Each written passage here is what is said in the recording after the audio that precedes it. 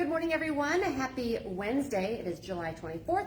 Lisa, Dylan, Adam in today. Hi. We're going to be checking in with Adam, getting the latest on a breaking story this morning, a possible shooting in Moorhead. So we'll get to that in just a minute. We have some updates for you.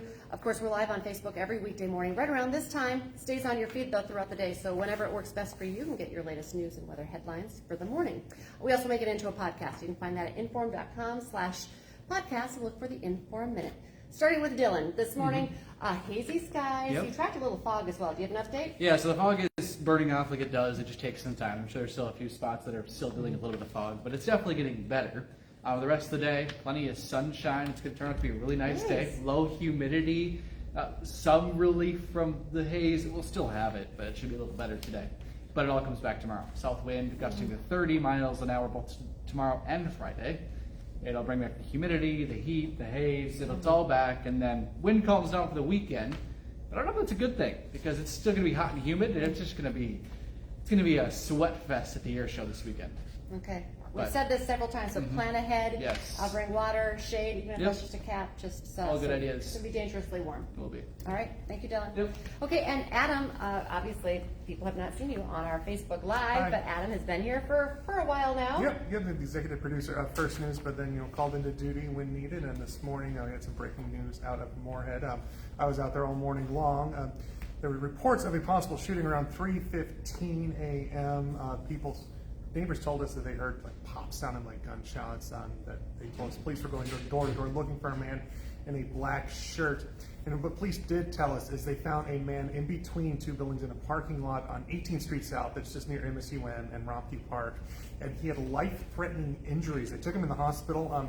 We do not have any more information on that. We are trying to figure that out. We are, of course, reaching out, and we talked to a witness who says that she actually saw 3 people in the parking lot, and she woke up and saw the immediate aftermath of the shooting. But as of right now, the street was still blocked off all morning long, but of course we're keeping tabs on that, reaching out for more information, and we'll bring that to you on inform.com, WDAY News, later in the day. All right, and our next newscast is at 11 this morning. Hopefully we hear again from Moorhead Police. They did talk to you while you were out there. So, Yes. But very early in the investigation, very active scene all morning. Yes, active scene all morning. Yeah, they were out there for several hours, and by the time we left, they had been out there for probably almost 4 hours at that point.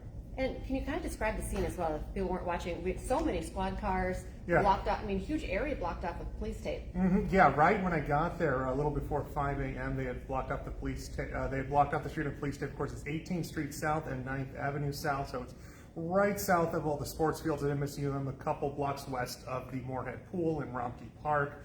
And again, the area was blocked off. Tons of squad cars, tons of officers around. They were still investigating. I mean, going in and out of buildings, blocking off areas, looking through the parking lot, looking behind buildings, just trying to investigate what happened.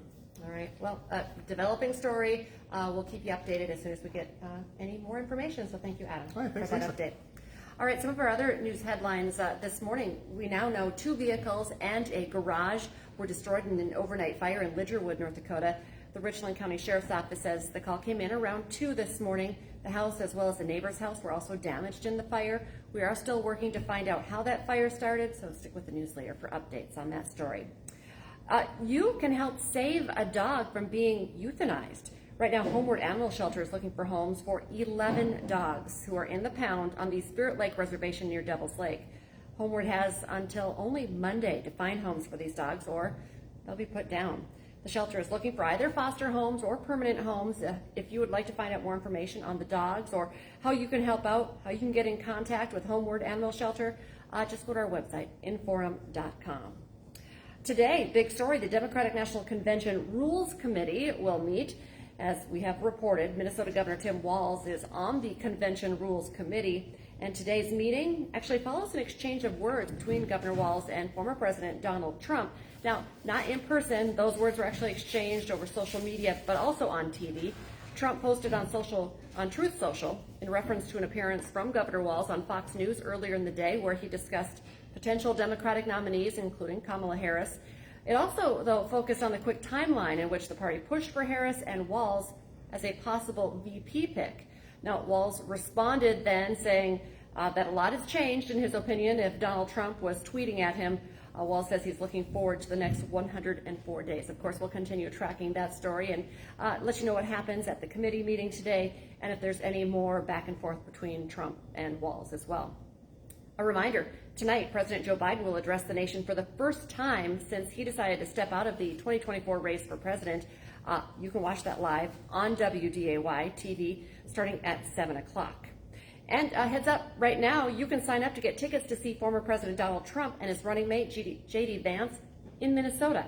They're going to be holding a rally this Saturday night at 7 at the Herb Brooks National Hockey Center in St. Cloud. It will be their second rally together as running mates and comes, of course, just 2 weeks after the attempted assassination in Pennsylvania. Since then, all of their rallies have been held indoors. All of the ticket information, more information on the event itself on our website, inforum.com. All right, Hot Mic with Dom Izzo is coming up 9 to 11 on WDAY Extra and inforum.com. Dom's got a lot to talk about today. Missouri Valley Media Days roll on today as this is cool. SDSU's Jimmy Rogers and UND's Bubba Schweigert will be on the show to discuss the anticipation for the 2024 season. Plus, the Bison women's basketball team will be represented at the Olympics in Paris in a new sport, 3-on-3 hoops. Hot Mic is on from 9 to 11 on WDAY Extra and inforum.com. And as we mentioned, our next newscast is coming up here at 11 this morning. We'll have the very latest on our breaking story, the investigation into a possible shooting in Moorhead. As Adam told us, one person taken to the hospital. Police told us life-threatening injury, so we'll continue tracking that man's condition and, of course, the search for a suspect, which we know is on right now as well.